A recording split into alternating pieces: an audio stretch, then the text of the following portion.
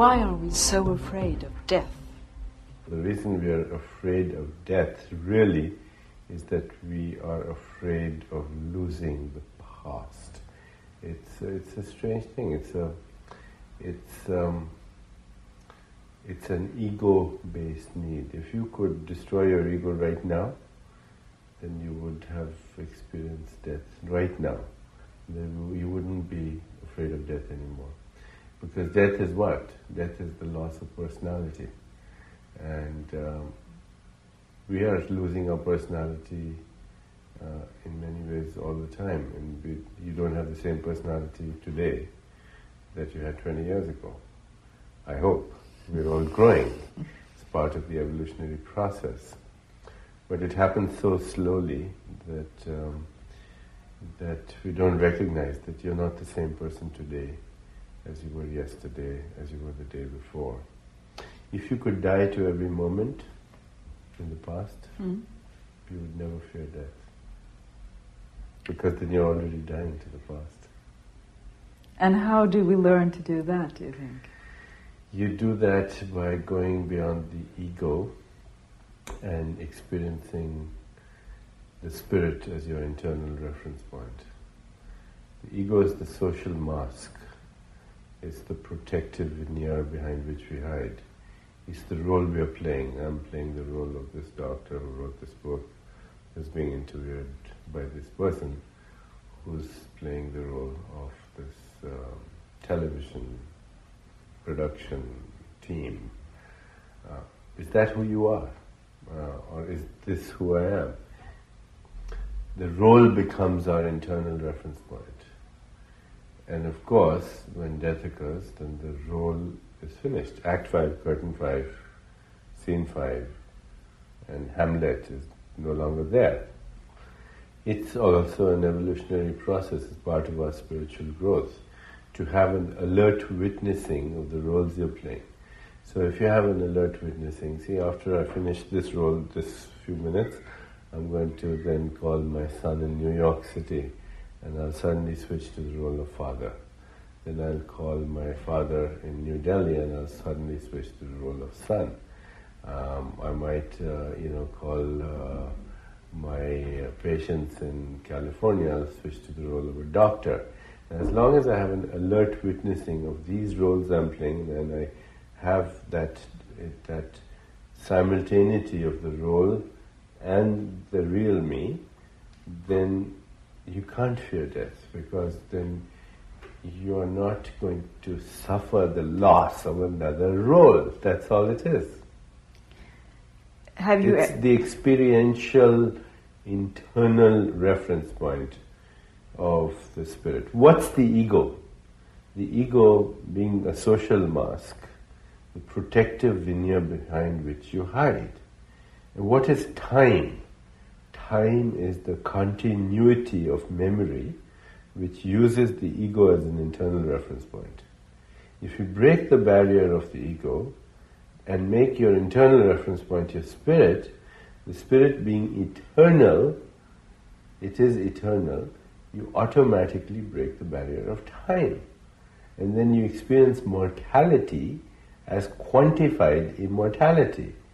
You experience a whole lifetime as a parenthesis in eternity, because that's what it is. Birth and death are space-time events in eternity. In fact, they're identical things. If you just, they are space-time events, little parentheses in eternity. Buddha, the Gautama Buddha, the founder of Buddhism, he said, this lifetime of ours is as transient as autumn clouds. To watch the birth and death of beings is like watching the movements of a dance. A lifetime is like a flash of lightning in the sky, rushing by like a torrent down the steep mountain. And when you know that on the level of experience, then these are like flickers in eternity. And the internal reference point is eternity. You enjoy the flickers. They make a very beautiful cosmic fireworks.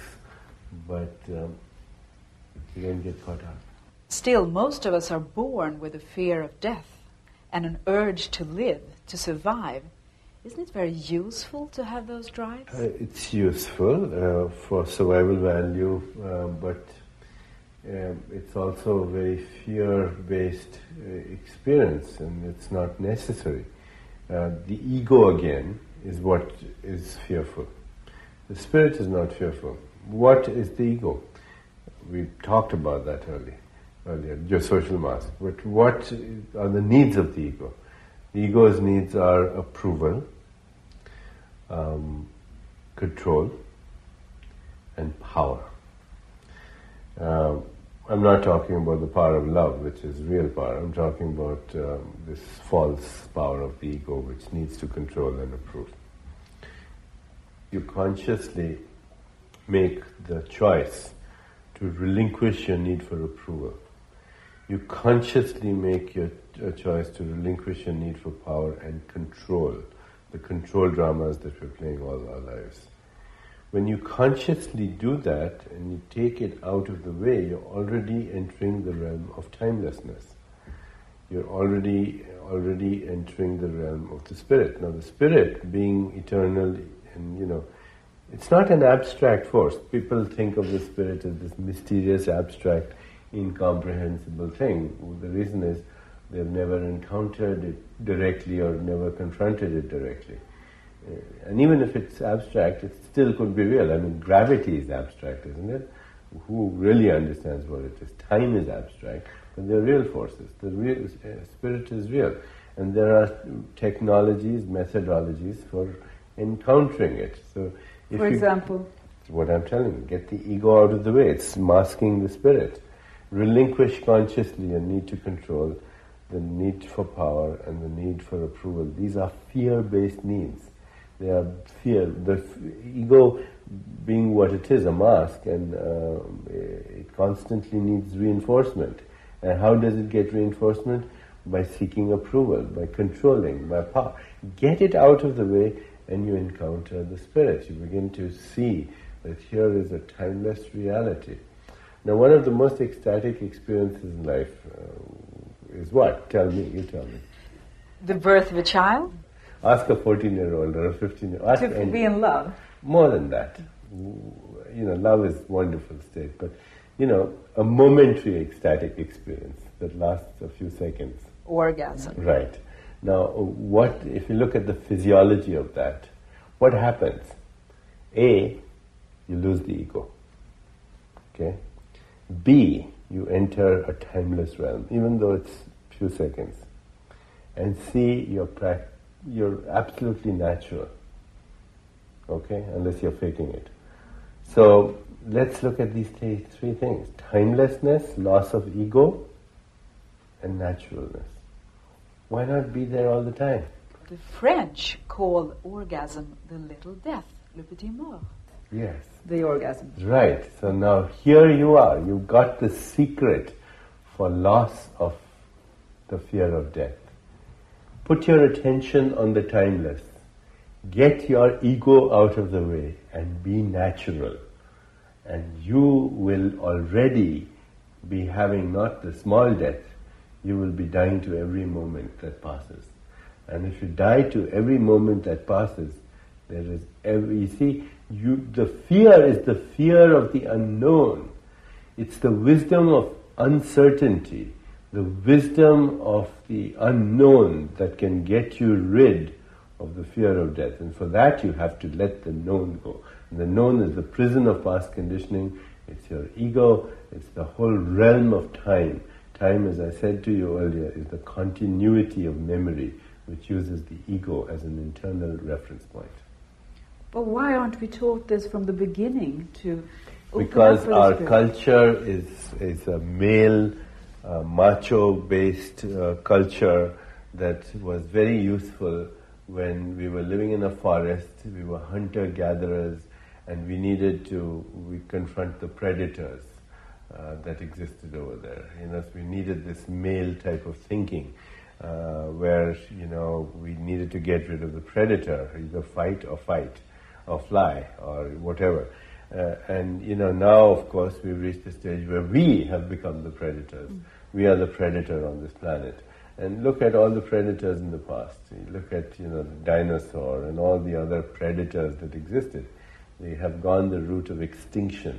And fortunately, we hopefully have a little bit more wisdom now as a result of the evolution of consciousness, that we recognize that unless we stop being the predators on this planet, we are also going to go to, as a species, the route of extinction.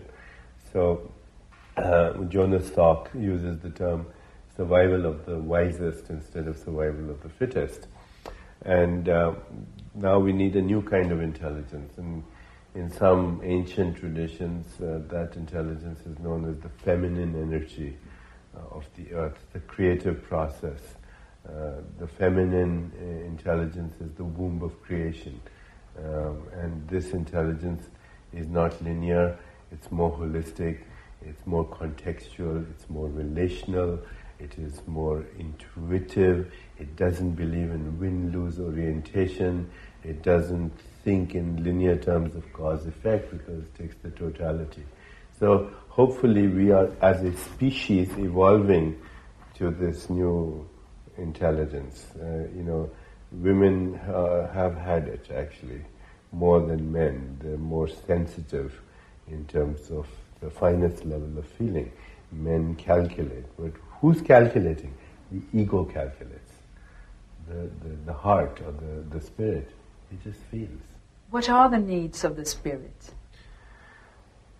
Freedom, infinite flexibility. I wouldn't say these are needs, these are characters of this, the spirit. It's free, it's infinitely flexible, it's adaptable, it is wise, it is intuitive, it is contextual, it is relational, it is joyful, and it's not serious. See, the only hallmark of the ego, if there's one hallmark of the ego, and that is the mortality in disguise. The ego is mortality. It's the symbol of mortality. And that the basic characteristic of the ego is it's very serious. Okay? And if you are serious, then you can say that you're going to live in fear.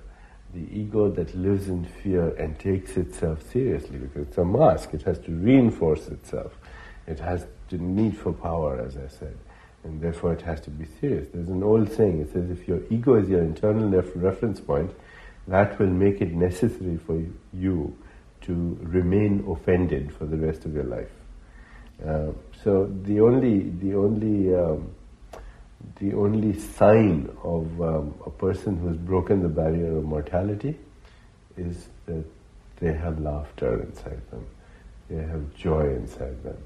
Laughter is the quiet reconciliation inside you of the cosmic paradox. The cosmic paradox means that everything that exists by virtue of contrast. Everything that is in the world of experience is by contrast.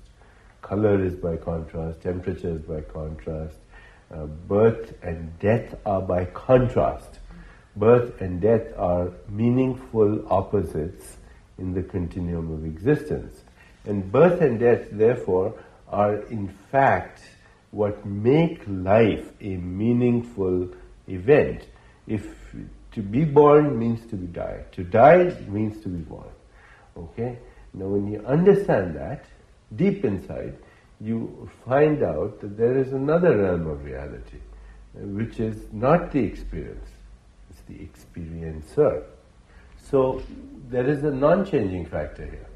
The non-changing factor is the experiencer that's timeless in the experience that's time-bound.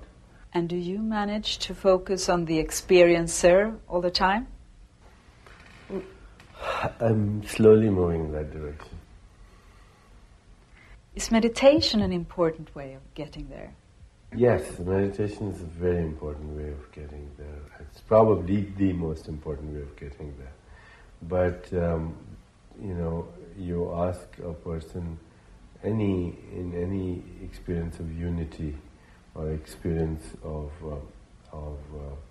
what Abraham Maslow called peak experience.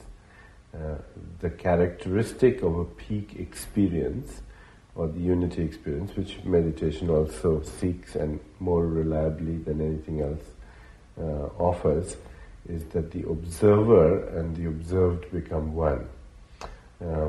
You say, the beauty of the mountain was breathtaking, time stood still.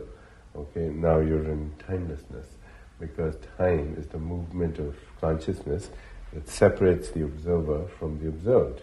And in that moment, the observer and the observed, you and the mountain, have become one. It's actually the real meaning of love. Love is, most people think love is an emotion or a sentiment, etc. But no, in reality, love is the ultimate truth at the heart of creation. And the ultimate truth at the heart of creation is that you and the mountain are the same being in different disguises. And when you know that at the deepest level, then you and the mountain become one. The observer and the observed become one. That's called unity. The lover and the beloved become one. The seer and the scenery become one. The knower and the known become one. Whatever label, phraseology you want to know. Tagore, the great Indian poet, he said, when I feel beauty, I know it is truth. And he was asked, what is this truth? And he said, it's love.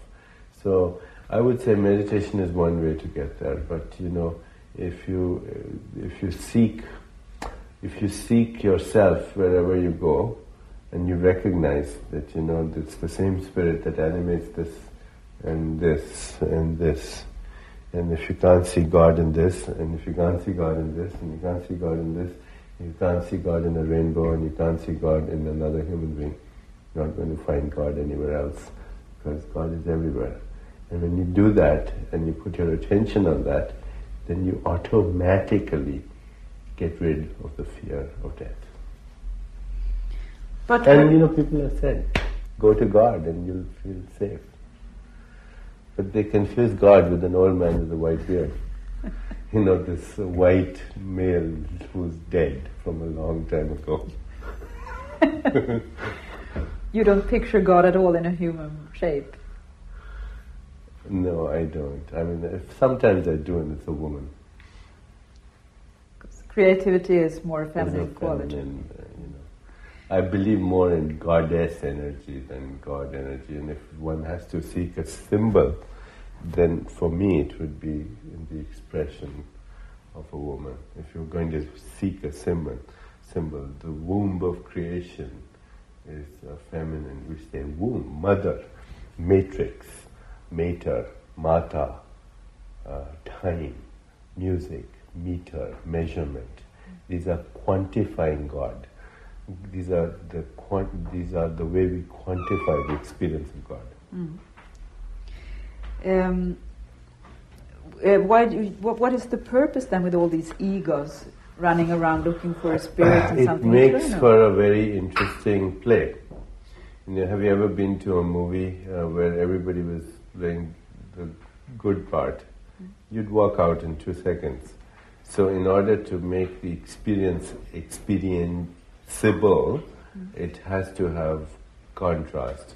You have to have the demons and you have to have the gods at the same time. The demons and the gods are archetypal, symbolic expressions of our own states of awareness. The divine and the diabolical have to move in step. The devil is the divine that's not feeling well, that's all, devil.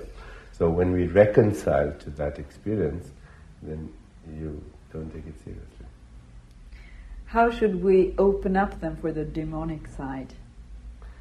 We should embrace it. We should embrace it.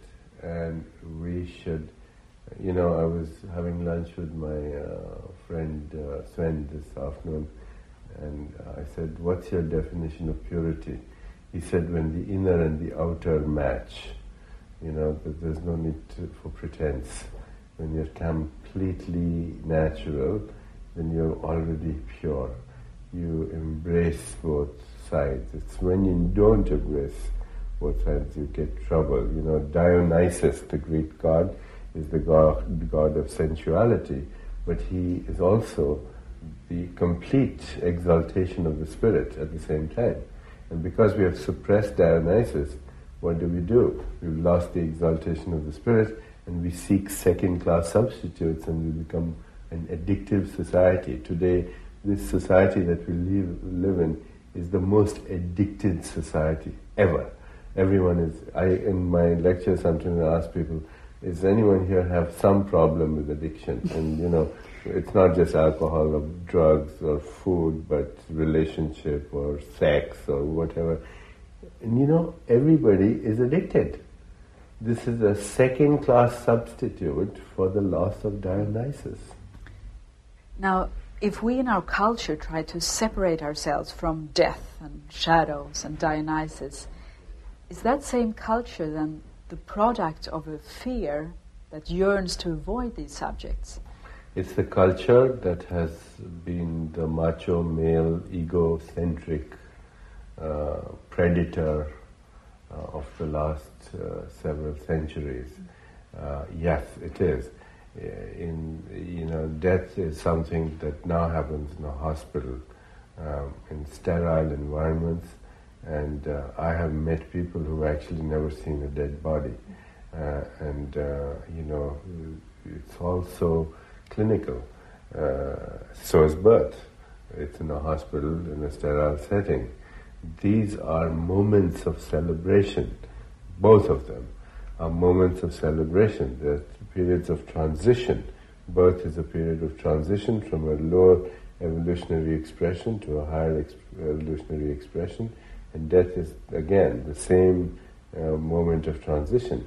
They're the same thing, actually. To die means to be born. To be born means to die. Okay? Because they are, as I said, if you really understand, what they're space-time events that orchestrate the dance of infinity. And if you regard these as celebratory moments, both of them, you should, when a birth takes place, instead of in the hospital, it should be to the tune of music. It should be heralded by a symphony of sounds, and so should death, because they're exactly the same thing. How is death handled in India?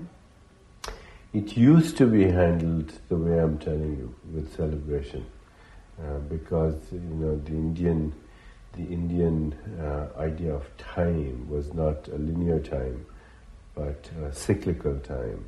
And a circle has no beginning and no ending. It is just an ongoing process.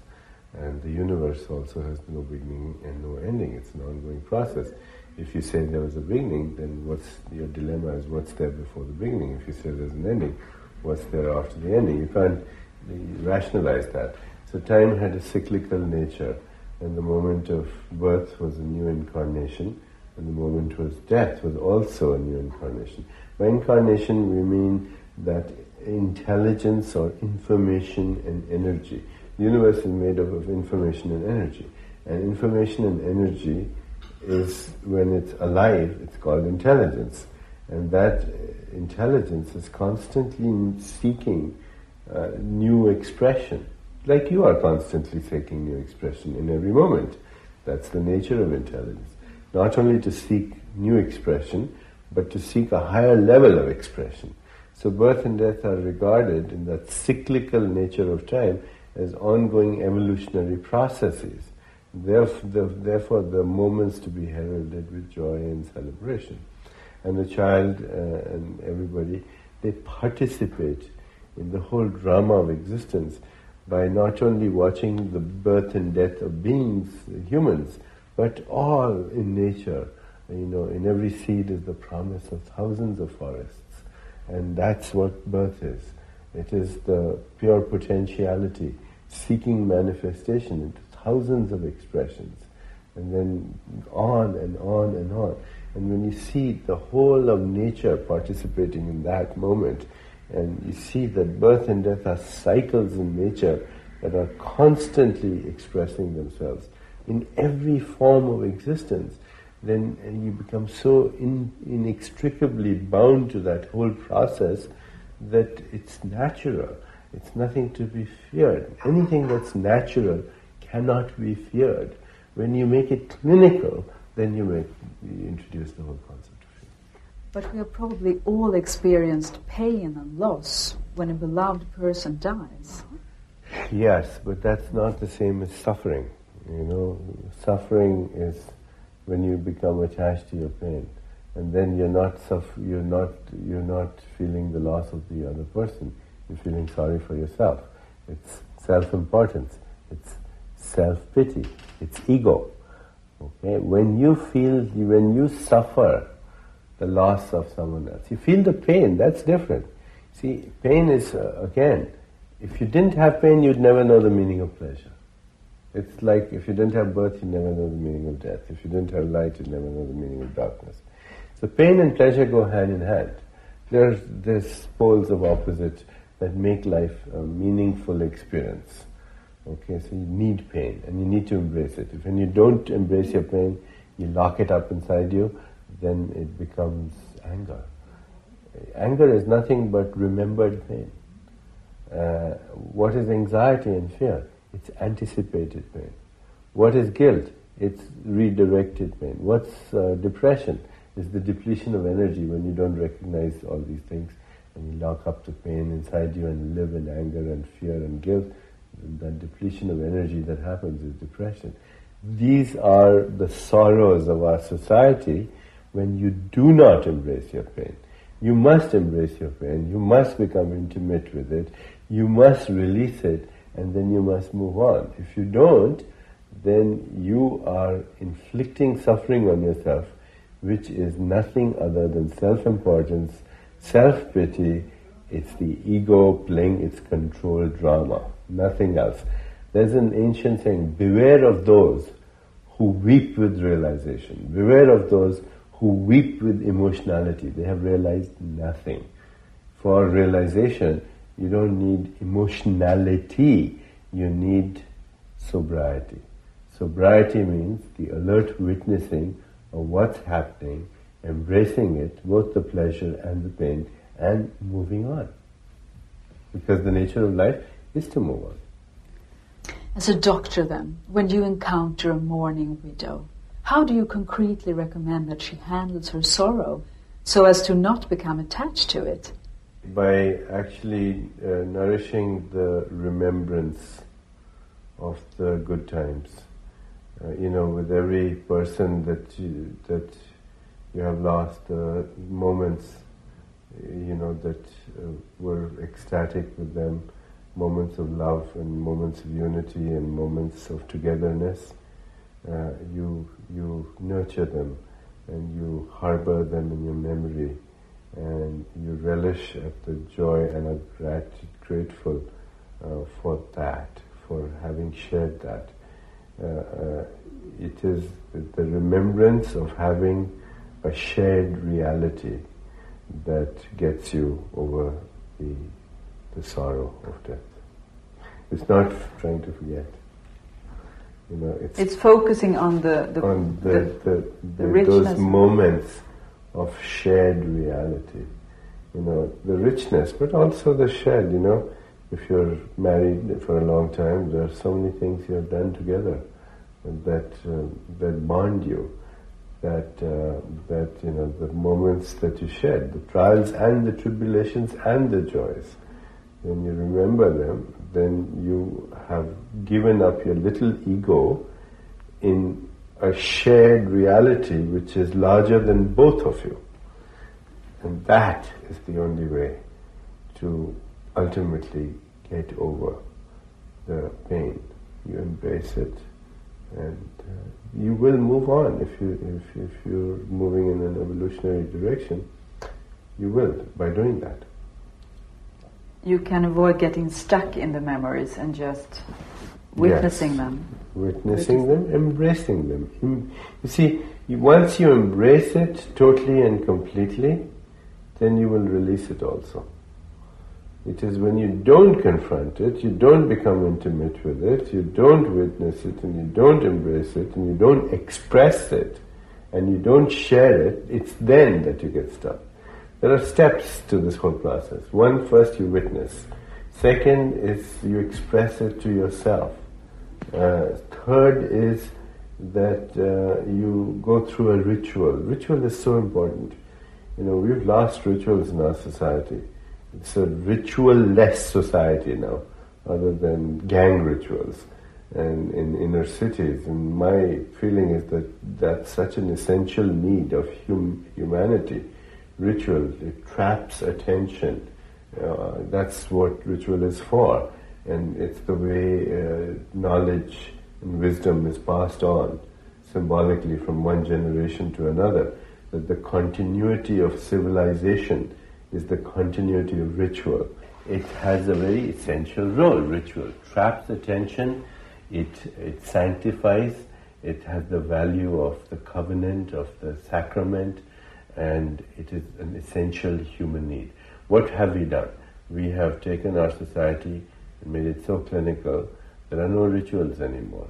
Death has to have its own ritual. So you embrace the experience, you embrace the memory, you witness it, you express it to yourself, and then you release it through ritual. That's the importance of ritual. The ritual of death, there should be, we do have rituals, but they're so in a way inane and insignificant. It should be a moment of intense emotionality at that time. Okay, so you embrace the emotion, then you are ready to release it. And when you release it, you share it, and that shared mourning